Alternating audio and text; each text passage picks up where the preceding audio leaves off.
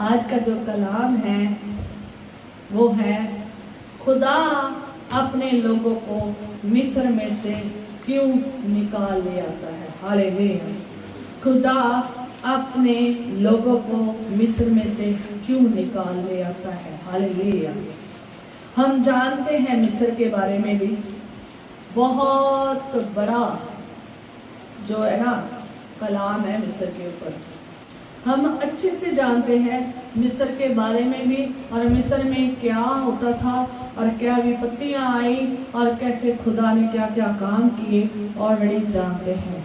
पर लेकिन आज हम कुछ खास सीखने को जा रहे हैं कि खुदावन अपने लोगों को मिस्र में से क्यों निकाल ले आता है, क्यों नहीं उन्हें मिस्र में रहने देता, और मिस्र क्या है और मिस्र में क्यों नहीं रहना चाहिए, और मिस्र किसको दर्शाता है, ये हम देखेंगे।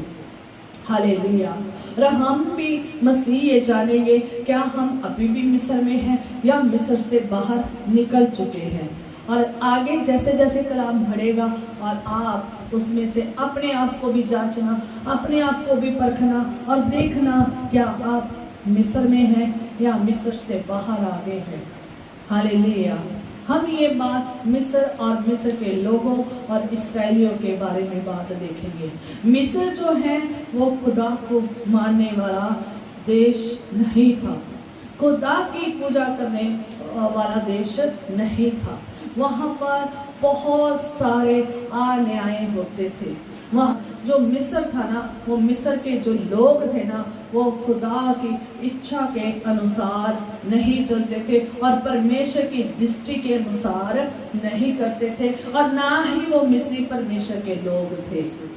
मिस्र में सिर्फ मिस्री ही नहीं रहते थे, बहुत सारी जातियां भी रहती थी, और हम उधर तो नहीं जाएंगे, पर मिस्र में मिस्रियों के साथ इस्राएली भी रहते थे, और इस्राएली जो थे ना वो परमेश्वर के लोग थे, और ये खुदा की चुनी हुई कौम थी, और ये खुदा के चुने हुए लोग थे, और जो खुदा की हमदो सना करते थे, पर लेकिन रहते कहाँ थे, मिस्र में। कहाँ थे, मिस्र में रहते थे।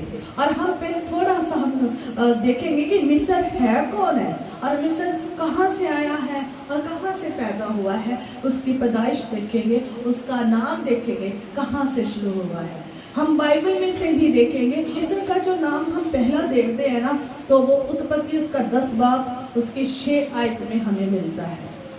नूह के 3 बेटे थे, ऐसा नाम पढ़ लो एक बार, मीन्स आपको पता नहीं है तो दोबारा पढ़ेंगे। उत्पत्ति की 10 बाब में लिखा हुआ है, नूह के पुत्र शेम, हाम और येफेत थे।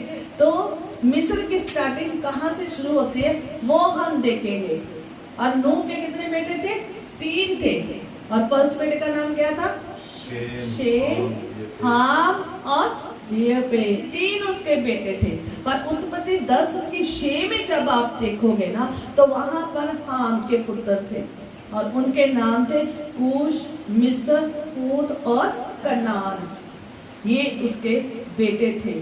और जो हाम था ना, ये वही था कि जब परलोक खत्म होगी, जल परलोक खत्म होगी, और उसके बाद नूह ने क्या किया, दाख मधु पिया, तो वो अपने बिस्तर पर नंगा लेटा हुआ था, उसे नहीं पता चला, ठीक है। और दाख मधु में इतना ज्यादा, तभी तो खुदा ने दाख मधु पीने के लिए मना कर दिया, क्योंकि इंसान को पता नहीं चलता कि वो किस हालात में चला जाता है। तो जो ये हाथ था ना, इसने अपने बाप को नंगा देखा था और आकर अपने भाइयों को बाहर आकर बता दिया।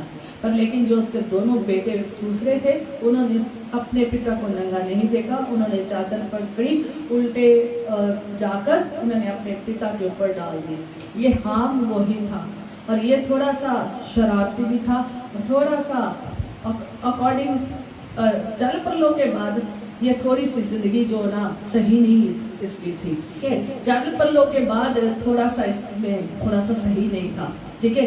तो ये जो हाम था ना, ये नूह का जो बेटा वही था जिसने अपने पिता को नंगा देखकर उसे बाहर जाकर अपने भाइयों को जाकर बताना शुरू किया, और जिसकी वजह से नूह को पसंद नहीं आया। नूह को पसंद नहीं आया, वहां पर आप देख सकते हैं कि वहां पर इसे क्या बोला गया, आप वो जाकर घर में पढ़ लेना, ठीक है। कि जब उसको पता चला नूह को, तो हाम और कनान जो है ना, जो हाम है ना, उसको नूह ने क्या कहा, और उसके बेटे कनान को भी क्या कहा, और कैसे कैसे क्या, वो आप वहाँ पर पढ़ सकते हैं। आज जो हमारा वचन है इधर नहीं है, पर आज हम देखेंगे कि जो हाम का पुत्र था ना, उसके बेटे का नाम, जो हाम का बेटा है ना, उसका नाम था क्या, मिस्र। ठीक है, कूश, मिस्र, फूत और कनान, ये उसके बच्चे थे। कनान भी इसका बेटा था और मिस्र भी इसका बेटा था। और ये मिस्री वहां से हुए, कहाँ से हुए, हाम से पैदा हुए। ठीक है, हाम से मिस्र पैदा हुआ और मिस्र से आगे ये सब मिस्री जातियां पैदा हुई। और ये जो मिस्र देश है ना, ये मिस्रियों का देश है। किसका देश है, मिस्रियों का देश। ये इस्राएलियों का देश नहीं है। हाँ, इस्राएलियों का एक समय अधिकार भी था, पर किसके अधीन होकर, मिस्र के राजा के अधीन होकर। पर लेकिन ये जो मिस्र का देश था ना, ये मिस्रियों का था, पर लेकिन मिस्र खुदा को मानने वाला नहीं था, खुदा के वचन के अनुसार चलने वाला नहीं था। उसके जो काम थे वो खुदा के मुताबिक नहीं थे, उनके इच्छा के अनुसार नहीं थे, खुदा उनसे बात नहीं करता था। और उनके जो मानने वाले देवी देवते थे वो भी कोई और थे, वो खुदा को नहीं मानते थे। पर वहां पर इस्राएली रहते थे। ठीक है, तो जो मिस्र है ना, वो दो बातों के लिए दर्शाया जाता है। याद रखना ये बात, ये आज तक आपने कभी सुनी भी नहीं होगी। ठीक है, तो मिस्र जो है ना, वो दो बातों के लिए ठहराया जाता है। फर्स्ट सुरक्षा और शरण के लिए, दूसरा वो दुष्टता, अंधेर करने वाला, कठोरता, हत्यारा, मूर्ति पूजक, घमंडी, सताने वाला और बुरे कामों वाला और दास्तव में रखने वाला दर्शाया जाता है।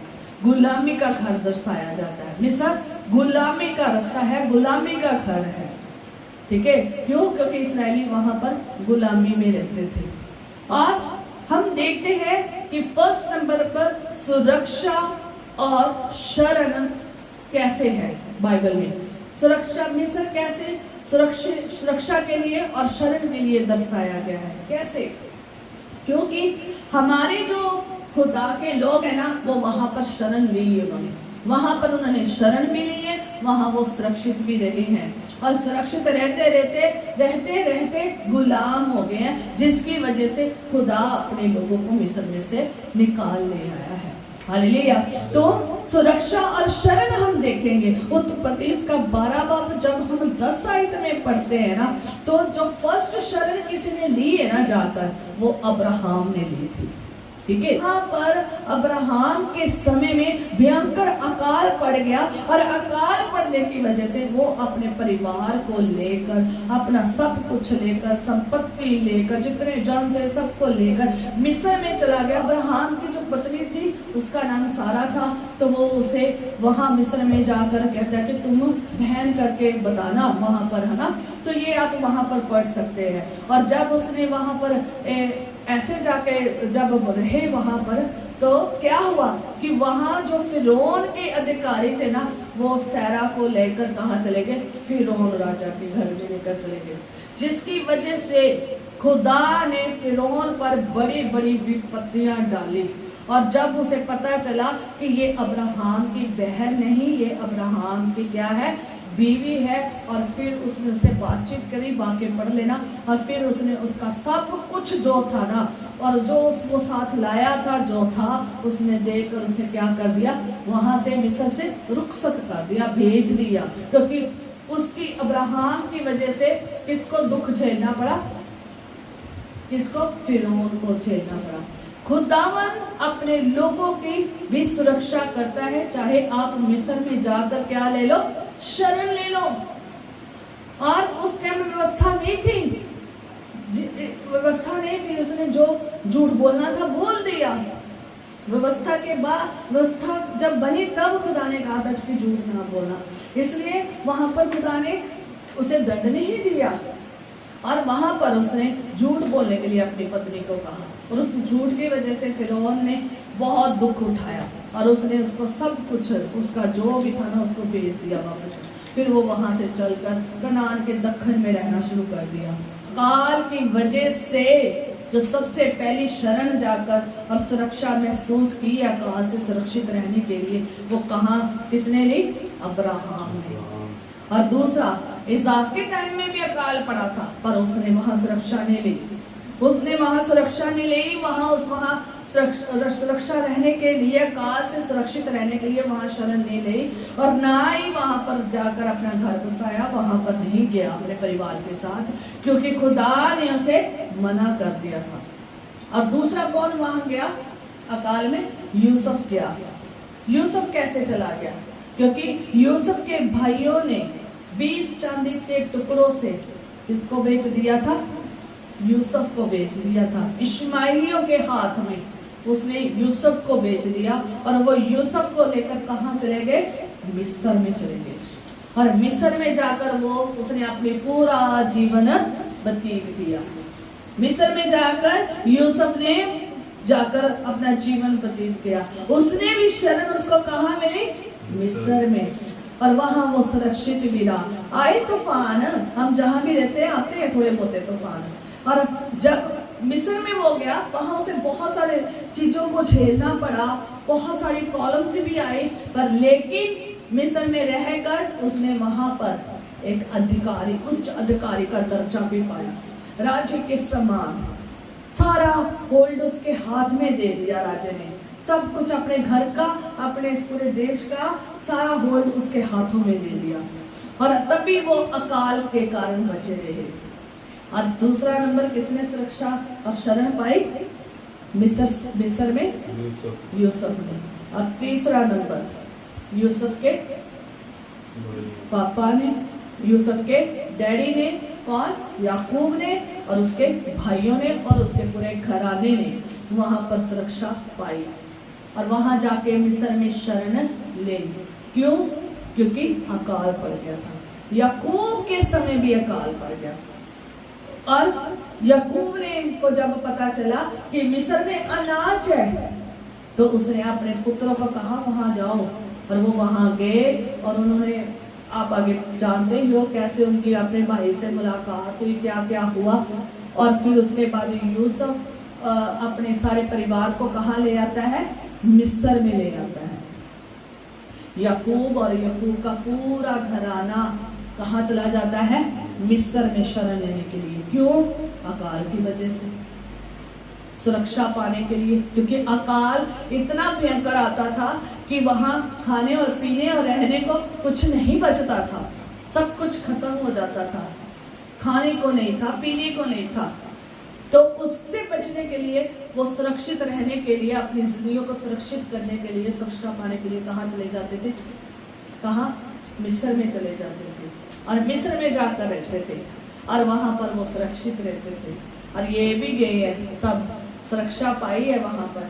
यूसुफ ने अपनी पूरी जिंदगी वहां पर बाकी की काट दी, और बाकी उसके परिवार ने भी वहां पर पूरी जिंदगी काटी, सुरक्षित रहे, शरण ली, बहुत उच्च अधिकारी रहा, बहुत उसके अकॉर्डिंग टू जो जैसे जैसे आप यूसुफ की कहानी को देखेंगे ना, यूसुफ की जिंदगी को देखेंगे, आप वहां देख सकते हैं यूसुफ ने बड़े दिमाग के साथ वहां पर राज्य किया है, उच्च अधिकारी का राज्य किया है। मिस्र का राजा भी नहीं कर सकता था, क्योंकि जैसे उसने अकाल में अपने देश को भी खिलाया और दूसरे देशों को भी खिलाया है, और उसके बदले उसने कैसे अनाज के बदले कैसे उसने अनाज के खत्ते रखे हुए थे, और जब अकाल पड़ा था तो कैसे उसने अपने देश को दूसरे देशों को भी दिया, और कैसे उसने उस अनाज को बेचा भी है, कि अनाज के बदले उसने लोगों से क्या की थी? चीजें ली थी, पैसा लिया था,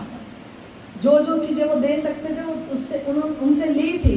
और उसके बाद जब वो भी उनके पास पैसा और ये सब चीजें खत्म हो गई, फिर उनसे खेत भी लिए थे, और वो खेत सारे ले लेके तो उनको अनाज देता था। और वो सारी भूमि किसकी होगी?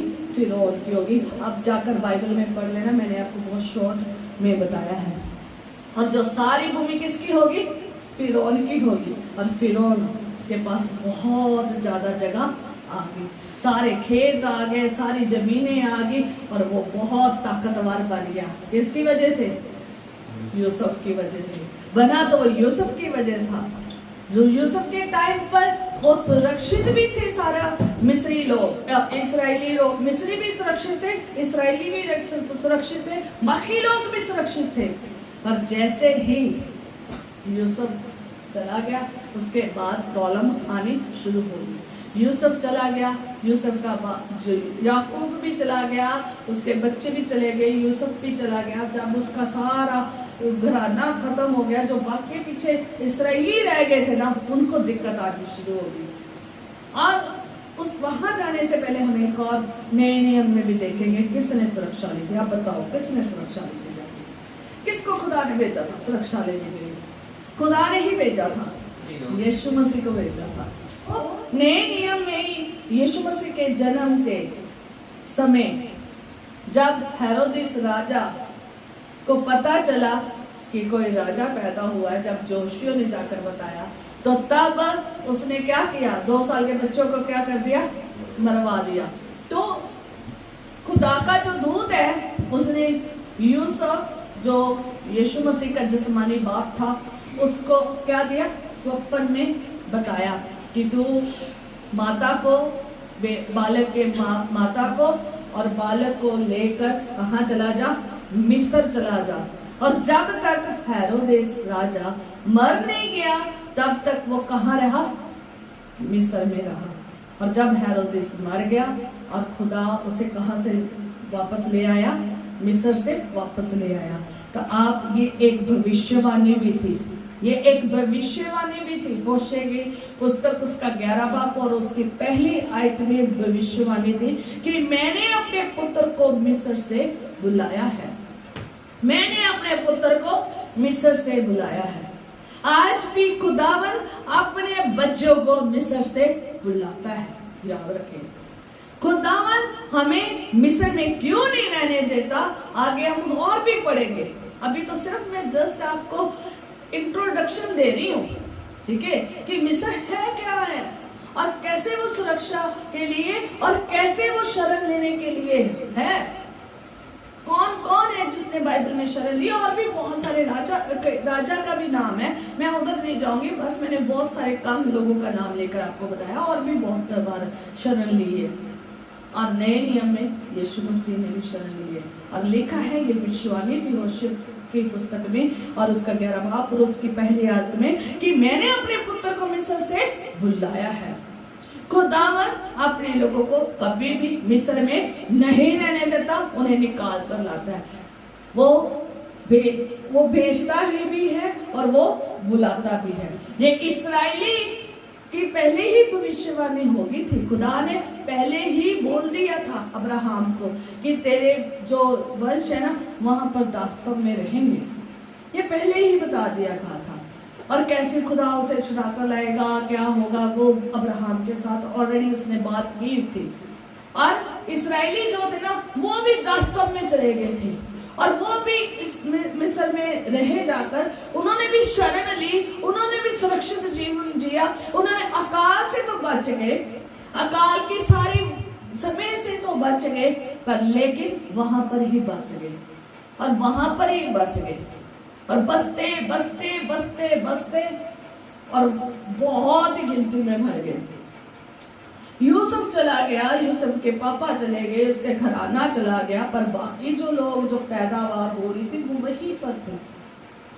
और ये जो भविष्यवाणी थी ना यीशु मसीह की, और ये मत्ती उसका 2 बाब उसकी 15 आयत में पूरी हुई है, ठीक है। होशे की भविष्यवाणी थी ना कि मैंने अपने पुत्र को मिस्र से बुलाया है, ये मत्ती उसका 2 बाब उसकी 15 आयत में पूरी हुई थी। खुदा ने बुलाया था उसे वापस वहां अपने घर में, हालेलुया। और याद रखें खुदावन अपने बच्चों को मिस्र में नहीं रहने देता, पर लेकिन जो इस्राएली थे ये मिस्र में बहुत साल रहे, बहुत साल में वही बस गए और इतने ज्यादा तादाद में हो गए। निर्गमन उसका पहला बाब निकाल के रखना और वहां पर मैं आपको साथ साथ पढ़ूंगी, इतना लंबा नहीं मैं पढ़ूंगी, मैं बोलती जाऊंगी, आप टैली करते जाना, हालेलुया, आप देखते जाना, हालेलुया। तो मिस्र में जो था ना ये था ना, ये सुरक्षा के लिए था। लोग जब अकाल पड़ता था तो तब कहाँ जाकर रहते थे? मिस्र में रहते थे। वहां पर सुरक्षित रहते थे, वहां उन्हें सब वस्तुएं मिल जाती थी। और जब यरोबाम सुलेमान बादशाह से डर के गया था ना, तो वो भी मिस्र में जाकर रहा था। यरोबाम राजा बना था, 10 गोत्र उसके खाते में आए थे, वो इस्राएल का राजा था, ठीक है। तो वो भी डरता मारा सुलेमान बादशाह से कहाँ जाकर रहा, मिस्र में ही रहा। जब यीशु मसीह के विरुद्ध में यीशु मसीह को मारने के लिए भी हेरोदेस उठा, तो खुदा ने कहाँ भेज दिया, मिस्र में भेज दिया। और मिस्र जो है ना, वो सुरक्षा और शरण के लिए दर्शाया जाता है, पर लेकिन मिस्र इतना अच्छा नहीं है। मिस्र सिर्फ जस्ट फायदे के लिए है, पर लेकिन उनसे फायदा ले सकते हो पर उनमें रह नहीं सकते हो। अगर मिस्र में जो रहता है उसके साथ बहुत बुरा होता है। कुछ समय के लिए खुदावन जरूर भेजता है, परमानेंटली मिस्र में नहीं भेजता। हाँ, हम देखते हैं कि जब ये शरण और सुरक्षा के लिए था, जितने जनों ने वहां पर जाके शरण लिए, सुरक्षा लिए, वहां पर उनके लिए बहुत आशीषित जीवन रहा है। उन्हें वहां सारी सहूलतें मिली हैं, सारी बरकतें मिली हैं। क्यों? क्योंकि मिस्र बड़ी आशीषित था, उनके पास बहुत संसारिक आशीषें थी, संसारिक चीजें थी, खाने को, पीने को, रहने को, पहनने को, हर चीजों की बहुत सारी तादाद की चीजें थी उनकी, क्योंकि जगह जगह के लोग वहां पर रहते थे और जगह जगह की चीजें वहां मिल जाती थी। और सबसे बड़ी जो बात है ना मिस्र में, कि वो क्यों इतना ज्यादा सुरक्षित और शरण के लिए पाया जाता था, क्यों वहां पर अनाज की कमी नहीं होती थी, क्यों वहां पर किसी चीज की कमी नहीं होती थी, क्यों वो कंगाल में हमेशा बच जाते थे, क्यों, क्या कारण था, क्यों लोग वहां पहुंच जाते थे? क्योंकि वहां पर एक नदी थी, नील नदी थी। नील नदी उनके लिए बहुत ही ज्यादा वरदान थी, और वहां पर वो पानी भी नील नदी से पीते थे। और भी झरोखे थे, नालियां थी, नदियां थी, बहुत कुछ था। वहां पर पढ़ लेना जाकर, अब खुदा वहां पर पानी को क्या बना देता है, लहू बना देता, वहां पर आप देख लेना। पर लेकिन नील नदी जो थी ना, उसको वो उनके लिए वरदान थी। वो उनके खाने के लिए बहुत सी फूड भी पैदा करती थी। वो वहां से उनको खाने के लिए मिलता था, वहां उनको पीने के लिए मिलता था। पीने के लिए पानी था अच्छा और साफ सुथरा, और दूसरा वहां पर खाने के लिए उनको मछलियां और सी फूड भी मिल जाता था, समुद्री खाना भी मिल जाता था। और वहीं से वो क्या होते थे, खेतों की सिंचाई भी होती थी। मीन्स उनके लिए एक बहुत बड़ी वरदान थी, और वहां पर किसी खेती की कमी घटी नहीं थी, किसी चीज की कमी घटी नहीं थी। वहां पर अनाज के खत्ते थे वहां पर। वो बहुत मतलब एक बेसिक नीड के लिए एक क्या था, फलवंत देश बना था। लोग इसलिए वहां शरण लेने जाते थे, अन्य देश वहां रहने के लिए जाते थे, लोग वहां शरण लेते थे और वहां पर सुरक्षित महसूस करते थे। पर लेकिन इस्राएली वहां से निकले नहीं। तो क्या हुआ, निर्गमन जब आप 1 अध्याय और उसकी 8 आयत में पढ़ते हो, तो वहां पर एक नया राजा गद्दी पर बैठ गया जो यूसुफ को नहीं जानता था। और तो वहां पर क्या, तो जो इस्राएली थे वो गिनती में भी बढ़ते गए और सामर्थ में भी बढ़ते गए। तो क्या हुए कि जो राजा था ना वहां जो नया खड़ा हुआ था, तो उन्होंने बड़ी बुद्धिमानी से बर्ताव किया कि ऐसा ना हो कि ये बहुत बढ़ जाए और ये संग्राम का समय आ पड़े तो हमारे बैरियों से मिलकर हमसे लड़े और इस देश से निकल जाए। राजा नहीं चाहता था कि इस्राएली इस देश से निकल जाए, क्योंकि वो उनके लिए बहुत फायदेमंद थे। इस्राएलियों की वजह से वो भी कंगाल से बचे थे, यूसुफ की वजह से वो भी कंगाल से बचे थे। वो बड़े बुद्धिमान तरीके से चलते थे, खुदा की सामर्थ उनके साथ थी, खुदा का नाम उनके साथ था, खुदा को मानने वाले लोग थे। पर लेकिन बढ़ते जा रहे थे, जिसकी वजह से कौन डर गया, फिरौन डर गया। और इसलिए उन्होंने जब कहा कि कहीं हमारे दुश्मनों के साथ मिलकर हमसे ना लड़ पड़े और हम इस देश में से ना निकल जाए, वो नहीं चाहता था कि वो देश में से निकल जाए। वो उन्हें दास्तव बना के रखना चाहता था, गुलाम बना के क्या करना चाहता था, रखना चाहता, गुलाम बनाकर रखना चाहता था। आगे लिखा है 11 आयत जब पढ़ते हो निर्गम 1 उसके 11, तो वहां पर जब पढ़ते हो तो इसलिए उन्होंने उन पर बेगारी करने वाले को नियुक्त किया और वह उन पर भार ढाल डालकर उनको दुखी किया करे। ठीक है, उनके ऊपर अंधकार पैदा कर देगा, उनके ऊपर अधिकारी भेज दिए। कौन से अधिकारी? जो उनको भार ढाल डाल कर दुख दे, कठोर जीवन जीने के लिए क्या कर दिया, दुखी करने के लिए क्या कर दिया, उन्होंने बर्ताव कर दिया ऐसा। जब आप पूरा हवाला पढ़ोगे तो वहां पर उन्होंने बड़ी दुखी किया। इसलिए शरण लेने के लिए साथ साथ ये दूसरा जो नंबर मैंने आपको बताया ना कि दूसरा मिस्र जो है ना वो किस काम के लिए दर्शाया जाता है? अंधकार के लिए, दुखी करने के लिए, परेशान करने के लिए, ठीक है, दुष्टता के लिए, अंधेर करने के लिए, हत्यारे के लिए, मूर्ति पूजा के लिए, घमंडी के लिए, सताने के लिए और बुरे कामों के लिए और गुलामी के लिए भी क्या किया जाता है? दर्शाया जाता है।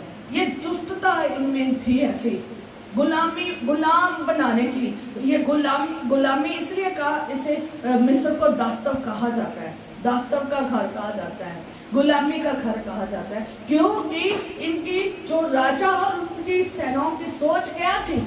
गुलाम बनाने की, कि वो हमारे गुलाम रहे और हम उनसे अपना काम लेते रहे और उनको गुलाम बनाना चाहते थे। इसलिए उन्होंने उनके ऊपर बेगारी करने वालों को नियुक्त कर दिया, उनके ऊपर बेगारी करने वालों को नियुक्त कर दिया, जो उनके ऊपर क्या करे? अधिकार जमाए, अधिकारी खड़े कर दिए, जो उनके ऊपर अधिकार जमाए उनको क्या करे? परेशान करे, दुखी करे, भार डाले, कठोरता से व्यवहार करे। और जब आप पढ़ते जाओगे तो वो उनके ऊपर दुख डाल कर उनको दुख दिया और फिर उनके ऊपर क्या किया कि उन्हें उनसे क्या क्या बनवाते थे? भंडार वाले घर, नगर बनवाते थे। उन्होंने वहां के नगर बनाए हैं, कितना भारी भारी काम करवाया और नगर बनवाए, भारी भारी ईंटें और गारों का काम किया। पढ़ते जाए आप साथ साथ, उन्हें बहुत दुख दिया और जितना उन्होंने दुख दिया वो उतने ही और बढ़ते गए। जब आप 12 आयत में पढ़ोगे तो ये वह इस्राएलियों से अत्यंत डर गए। क्या हो गए? अत्यंत डर गए, क्योंकि जितना वो दुख दे रहे थे वो और बढ़ रहे थे। उनके ऊपर अधिकारी ठहराए, उन्हें परेशान करे, उनके ऊपर भार डाले, उनके साथ कठोर व्यवहार करे, पर लेकिन और गिनती में बढ़ गए। और जब आप पहला वापस 13 आयत में पढ़ते हो तो भी मिस्रियों ने इसराइलियों से कठोरता के साथ सेवकाई कराई, जीवन को गारे और ईंट और खेती के भांति के काम की कठिन सेवा दुखी कर डाला। जिस किसी काम में वह उनसे सेवा करवाते थे उसमें वह कठोरता का व्यवहार करते थे। कितना मुश्किल काम लेते थे, उन्हें गुलाम बनाकर रखना कहते थे। हम इसे इन्हें ये छोड़कर ना चले जाए, इन्हें हमें क्या करना है? गुलाम बनाकर रखना है। कठोरता से व्यवहार करते थे। जो लोग अधिकारी ठहराए गए थे ना तो उन्हें यही आज्ञा दी गई थी कि इनसे भारी काम लेना है, कठोर से कठोरता से व्यवहार करना है। और बड़े बड़े गढ़ बनवाए उन्होंने, बड़े बड़े नगर बनवाए उन्होंने, बड़े बड़े क्या बनाए? भंडार बनवाए, भंडार वाले घर बनवाए। इनसे बड़ा ही दुख दिया इन्हें और बड़ा ही कठोरता के साथ सेवा ली इनसे और भांति भांति की खेती करवाई इनसे, ईंटें और गारे के सारे काम करवाए इनसे और कठिन काम करवाए और दुखी कर दिया इनको। ये है मिस्र की दूसरी क्या विशेषता। ये ऐसे थे मिस्री, ऐसे थे मिस्री। कैसे थे? ऐसे थे जो गुलाम बनाते थे और गुलाम बनाकर फिर उनके साथ बुरा बर्ताव करते थे और इतना बुरा करते थे, इतना कठोर व्यवहार करते थे, उन्हें कोई तरस नहीं आता था। कई लोग ऐसे ही मर जाते थे। इतनी कठिन जिंदगी में कई लोग ऐसे ही भारी आहे भर कर मर गए। और यही नहीं करते थे, वो इसराइलियों के बच्चों को भी मार डालते थे। आगे जब आप पढ़ते जाओगे ना इसी अध्याय में तो उन्होंने वहां 2 दाइयां भी रखी थी, जो उनको ये हुक्म दिया गया था कि जब इनकी बीवियां बच्चे पैदा करे तब लड़कों को मार देना और लड़की को रख लेना, है ना। ऐसा उनके साथ बर्ताव किया गया।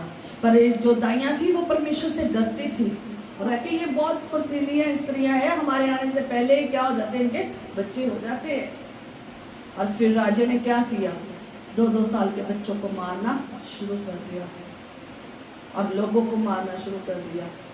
ठीक है, 2 साल के बच्चों को मारना शुरू कर दिया। और जब आप प्रेरितों के काम 7 उसकी जब 17 के बाद पढ़ोगे ना, वहां पर आप सब पढ़ सकते हो कि उनको अपने बच्चे फेंकने पड़े, उनको अपने बच्चे छोड़ मर ना जाए इसलिए उन्होंने ऐसे ही फेंक दिए बाहर ही। और जिसमें से मूसा को भी उसकी माँ ने क्या किया, एक टोकरी ली, उसको सारा मिट्टी के साथ लाग लगाई और उसके बाद उसके बीच में रखा और उसे भी नील नदी में छोड़ दिया। और उन्होंने जो प्लान बनाया था ना वो कामयाब भी हुआ। एक तो सच मुझे ऐसा ही हुआ जैसा उसकी माँ ने और उसकी बहन ने प्लान बनाया था। और वो कहाँ चला गया, राजा के घर, रानी का बेटा बन गए, उसकी बेटी राजे की बेटी का बेटा बनकर रहा और वहीं पर उसने शिक्षा पाई। इसलिए जो मिस्र है ना, अगर वो सुरक्षा के लिए है ना, शरण देता भी है ना, तो वो शरण जब देता है ना, तो वो ऐसे जब आप बहुत तादाद में बढ़ जाते हो ना, तो जब आप मिस्र के मुताबिक नहीं ना चलते, जब आप मिस्रियों के अकॉर्डिंग नहीं चलते हो, जब आप मिस्रियों को नहीं अपनाते हो, उनकी सारी चीजों को अपनाते नहीं हो, और जब आप उनकी देवी देवताओं को नहीं मानते हो, उनकी इच्छा के अनुसार नहीं चलते हो, अपनी इच्छा से चलते हो, अपने खुदा को मानते हो, अपने खुदा के साथ चलते हो, तब क्या होता है, वो ऐसे कठोरता करते हैं, गुलाम बना देते हैं, निकलने नहीं देते, जाने नहीं देते, गुलाम बनाकर गुलामी का काम लेते हैं, कठोर कर देते हैं, कठोरता से काम लेते हैं, बुरा व्यवहार कर देते हैं, अंधकार मचा देते हैं जिंदगी में, पूरा अंधकार बना देते हैं जीवन को। ना बच्चे सुरक्षित, ना बीवियां सुरक्षित वहां रहती है लोगों की, और वो दूसरे लोगों के साथ ऐसा करते हैं। खुदावंद इसलिए मिस्र से निकालना चाहता है लोगों को ताकि वो लोग बच जाए। मिस्र जो है ना, वो ऐसी गुलामी है जहां पर रहना बहुत कठिन है, क्योंकि मिस्री जो है ना वो बहुत कठोरता से व्यवहार करते हैं इन लोगों से, इस्राएलियों से। जो इस्राएली कौन है, खुदा के चुने हुए के साथ ऐसा व्यवहार करते हैं जो खुदा को मानने वाले हैं, जो भले मनुष्य हैं, जो खुदा में चलने वाले हैं। और वो नहीं चाहते कि आप उनकी गुलामी में से बाहर चले जाएं और जीवन को जिए और अपनी जिंदगी को अपने तरीके से जिए।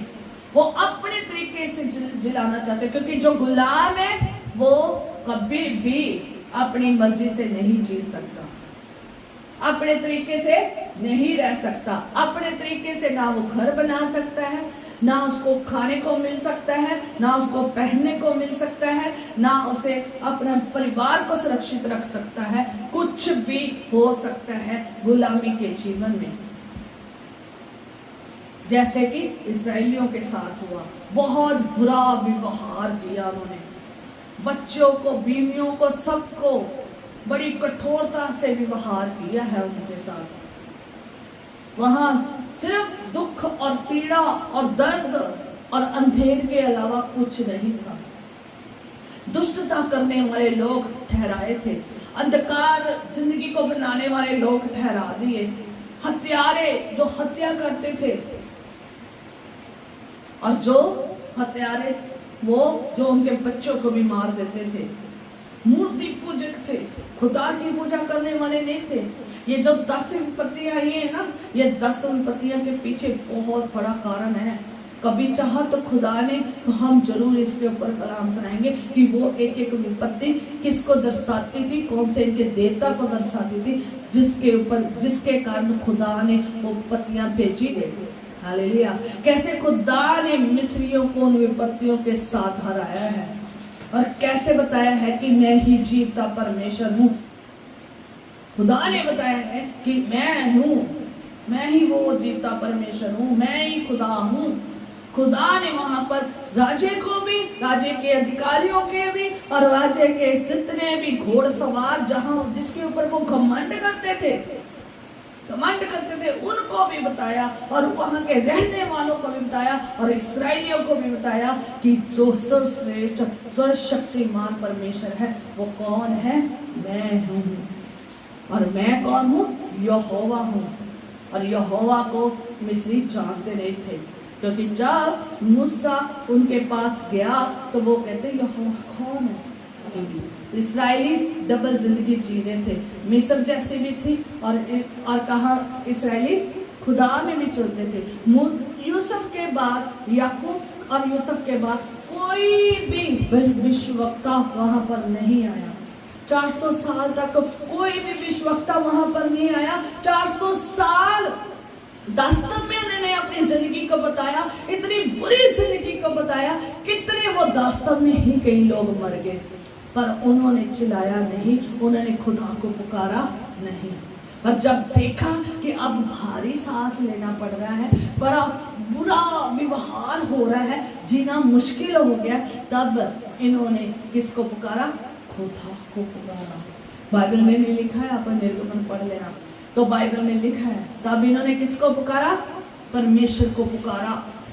और खुदा ने इनके गिड़गिड़ाहट को, दुहाई को सुना और फिर क्या किया? अपने बंदे को वहां पर भेजा। हालेलुया। अब गुलाम सी जिंदगी को आजाद करने के लिए खुदा एक बंदे को नियुक्त करता है। हालेलुया। ये गुलामी की जिंदगी सबसे भयंकर जिंदगी है, जिसमें आप, आपका घराना, आपकी सारी चीजें और आपके बच्चे सुरक्षित नहीं हैं।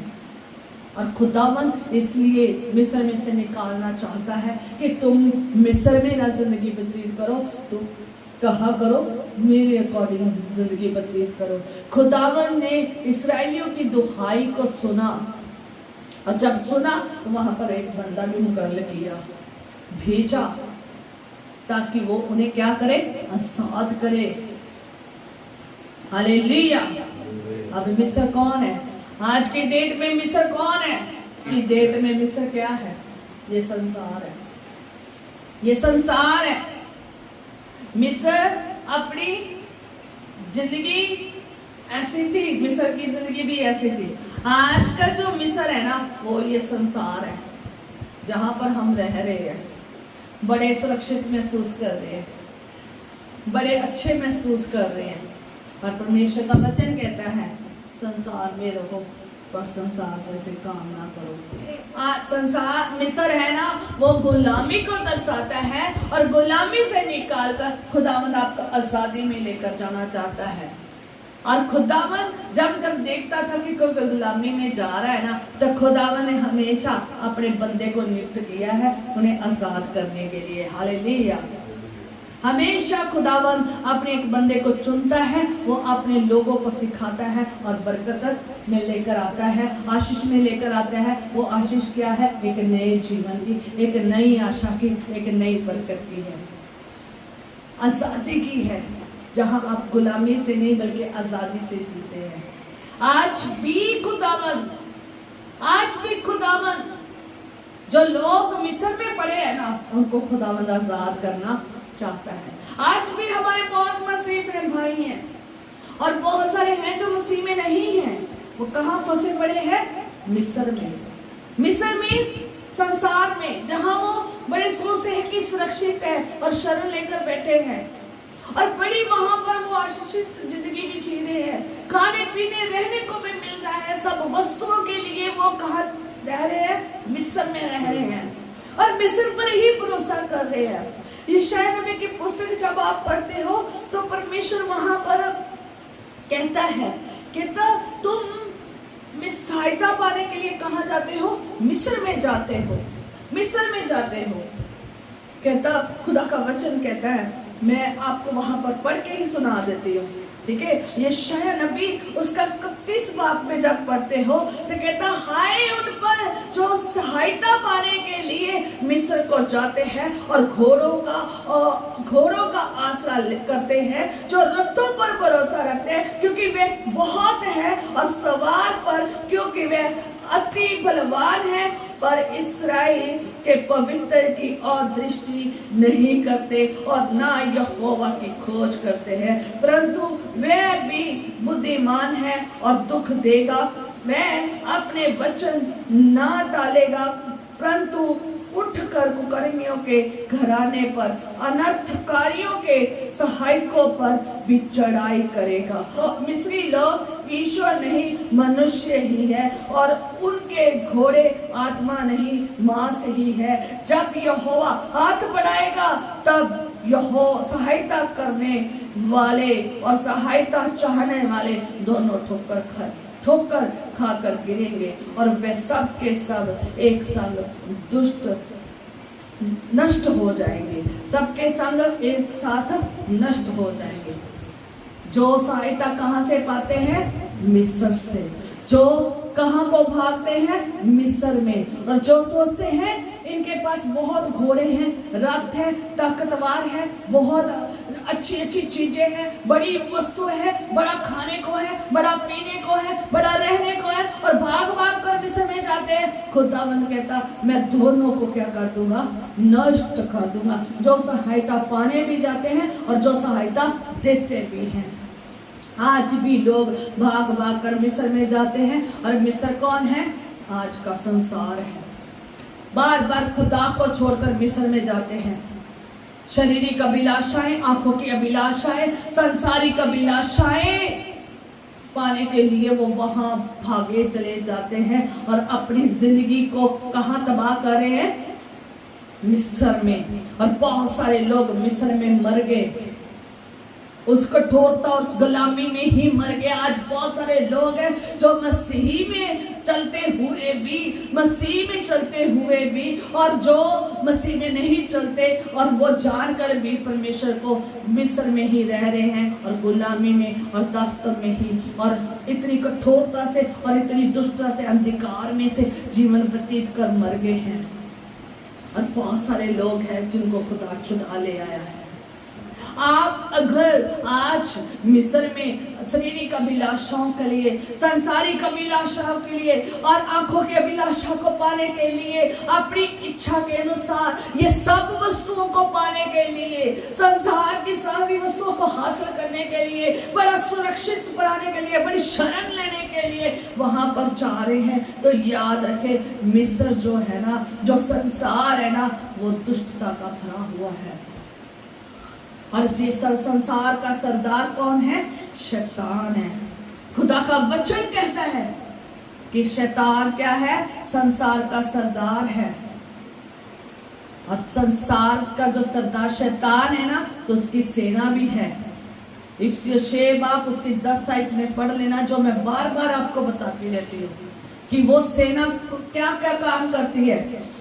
इफ्सियों 6 बाब उसकी 10 आयत में शैतान की सेना है जो खुदा के लोगों के साथ लड़ती है, जो उन्हें गुलाम बनाती है, और जो उनके ऊपर दुष्टता करती है, अधिकार क्या करती है? जताती है। और वो कौन से है? 4 शैतान की सेना है, प्रधान है शैतान के, और शैतान के अधिकारी है, और संसार के वे अंधकार के हाकिम है, और चौथा दुष्टता की सेनाओं की सेना है जो इनके ऊपर कर रही है, हैवी हो रही है, खुदा के लोगों के ऊपर उनसे लड़ रही है। इसलिए वो कहता है अपने हथियार पहन लो, अपने हथियार पहन लो। इसलिए अगर हम इस संसार में रह रहे हैं तो हमें अपने हथियार पहनने हैं, ताकि जो हमें गुलामी में, दुष्टता में, अंधकार में प्रधान अधिकार चढ़वाना चाहते हैं ना, उनको हम क्या कर सके? नाश कर सके। खुदा ने अपने बंदे को भेजा है कि उन्हें गुलामी से निकाल कर कहां लेकर आए? आशीष में लेकर जाए, आशीष के रास्ते में लेकर जाए, गुलामी से निकाल कर आजादी में लेकर जाए। आज भी खुदावन आपको, आपके परिवारों को गुलामी में से निकालकर आजादी में लेकर जाना चाहता है। आज बहुत सारे मसीह निकल तो आए हैं और जीवन व्यतीत कर रहे हैं और शैतान के अंधकार की ताकतों के साथ लड़ रहे हैं और उनसे निष्फल कर रहे हैं, उसकी युक्तियों को फेल कर रहे हैं। पर आज भी बहुत सारे मसीही लोग हैं, खुदा में चलते हुए भी, खुदा को मानते हुए भी इस्राएलियों की तरह संसार में और उस मिस्र में रह रहे हैं और अपनी जिंदगी को पसंद कर रहे हैं। और संसार के हाकिम, संसार के अधिकारी जो शैतान की ओर से है और जो शैतान के अधिकारी हैं, प्रधान हैं और जो अंधकार पैदा करने वाले, संसार में अंधकार पैदा करने वाली जो फौजें हैं और जो दुष्टता की सेना है, वो लोगों को क्या कर रही है? मिटा रही है, गुलाम बना रही है, पाप में ला ला कर, गुनाह में डाल डाल कर, अभिलाषाएं पैदा कर करके, शारीरिक आंखों की अभिलाषाएं, संसारिक अभिलाषा पैदा कर करके दुष्टता करवा रही है, दुष्टता करवा रही है, अधिकार जमा रही है। जैसे मिस्रियों ने इस्राएलियों के ऊपर अधिकार जमाया और उनके साथ ऐसा व्यवहार किया, आज भी वैसा व्यवहार इस संसार में कर रहे हैं मिस्री। आज भी दुष्ट शैतान कर रहा है, वो खुदा के चुने हुए लोगों को जो मिस्र में आज भी जिंदगी व्यतीत कर रहे हैं, संसार में आज भी जिंदगी व्यतीत कर रहे हैं, आज भी वो और उनके बच्चों के ऊपर बड़ी कठोरता हो रही है, बड़ी हत्या हो रही है, बड़ी दुष्टता हो रही है, बड़ा अंधेर हो रहा है और बड़ी गंदी बुरी हालत कर रहे हैं और बुरा व्यवहार कर रहे हैं। और बहुत सारे तो मर गए हैं और बहुत सारे अभी भी जकड़े हुए हैं शैतान के अधिकारियों, प्रधान के अधिकारियों के हाथों में चले गए हैं और अंधेर हो रहा, अंधकार की जीवन व्यतीत कर रहे हैं। अगर चाहते हो कि बचना तो खुदा को पुकारना शुरू करें, इस्राएलियों की तरह मिस्र में रहकर खुदा को पुकारना शुरू करें कि खुदावन हमें चुना ले। खुदा ने अपने लोगों को यहाँ पर चुना हुआ है, अपने दास दासियों को चुना है, अपने प्रेरितों को चुना है, अपने विश्वक्ताओं को चुना है, अपने खुदा ने अपने लोगों को चुना है आपके लिए, आपकी आजादी के लिए। हालेलुया, कि वो आपके लिए इन अंधकार के अधिकारियों से लड़ सके और इन प्रधानों से और इन प्रधानों से और इन अधिकारियों से और इन अंधकार करने वाले हाकिमों से और इन दुष्टता करने वाले शैतानी कुव्वतों से, सेनाओं से आपको क्या करते? बचा ले। इसलिए परमेश्वर कहता है ये हथियार पहन लो। आज मसीही बर्बाद हो रहे हैं, दुष्टता की ओर जा रहे हैं, उन्हें वहां दुष्टता बड़ी अच्छी लग रही है, अंधकार, मर रहे हैं, खप रहे हैं, कठोर जीवन जी रहे हैं, दुखी जीवन जी रहे हैं, जिंदगी दुर्बल हुई पड़ी है पर फिर भी जीवन जी रहे हैं। पर परमेश्वर चाहता है आप उस संसार में से निकलकर कहां आ जाओ? खुदा के पास। संसारिक जीवन, शारीरिक जीवन ये खुदा की ओर से नहीं है। हम कहां से चलते हैं? आत्मा के चलाए चलते हैं, वो आत्मा जो हमें स्वतंत्रता देता है। यीशु मसीह इसलिए संसार में आए, इसलिए इस मिस्र में आए हैं कि वो आपको निकाल कर कहां ले जाए? कनान में। वो वाला कनान, या संसारिक का कनान नहीं, वो कनान जो स्वर्ग राज्य का है।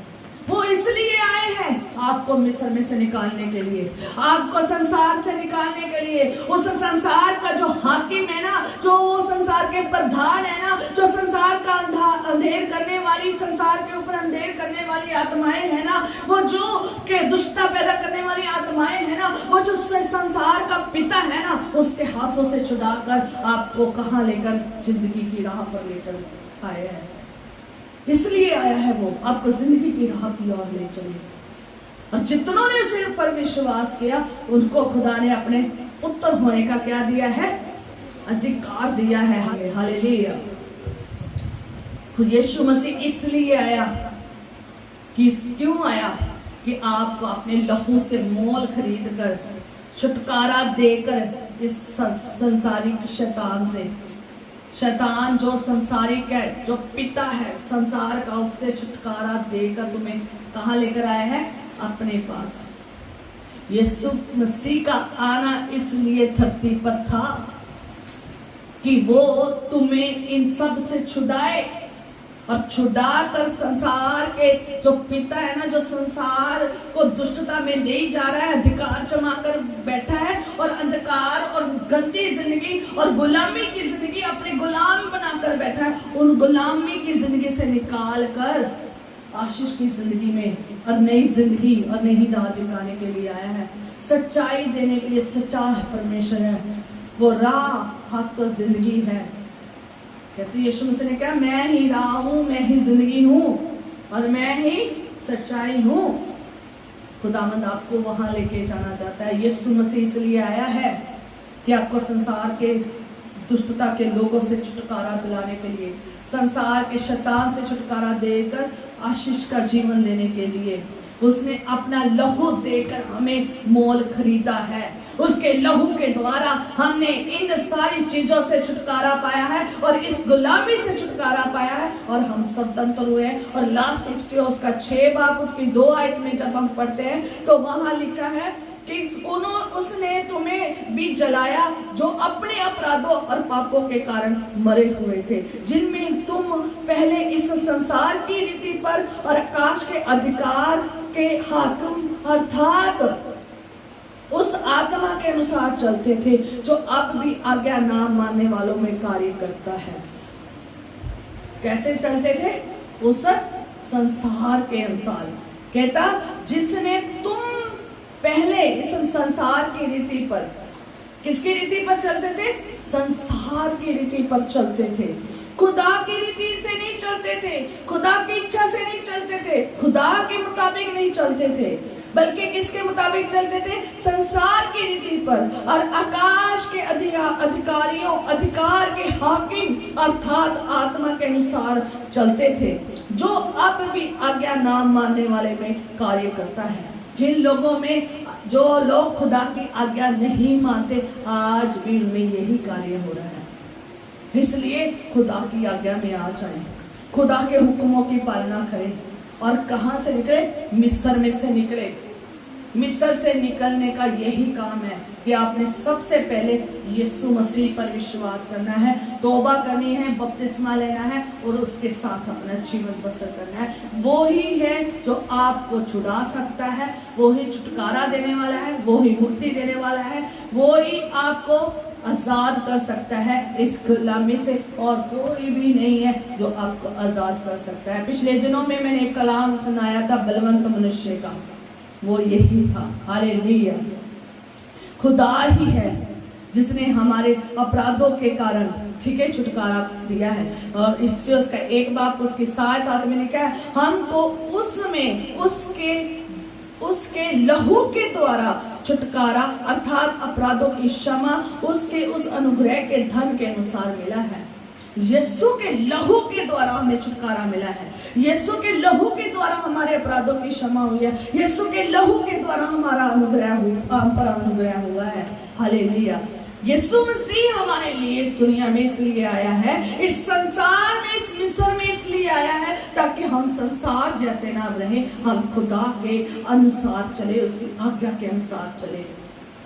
इसलिए वो संसार में आया है, इस मिस्र में इसलिए आया है ताकि वो आपको बचाए शैतान के अधिकारियों से, प्रधानों से, संसार के अंधकार जो अंधकार में लेकर जाती है, अंधकार जिंदगी बना देती है, वहां से छुड़ाने के लिए। जो दुष्टता इंसान को दुष्ट बना देती है, गंदा बना देती है, गुलामी बना देती है, और निकल पाना बहुत मुश्किल है, आजाद होना बहुत मुश्किल है, उन पापों से, उन बंधनों से आजाद होना मुश्किल है, क्योंकि अधिकारी इतने ज्यादा भारी है ना, राजे के समान है, और इतने अधिकारी है, इतना उन्हें अपनी ताकत और उन चीजों पर भरोसा है, वो पूरी अपनी ताकत के साथ लोगों को बांध कर खड़े हैं। पर यीशु का लहू जहां लग जाता है वहां लोग क्या हो जाते हैं? आजाद हो जाते हैं। हालेलुया।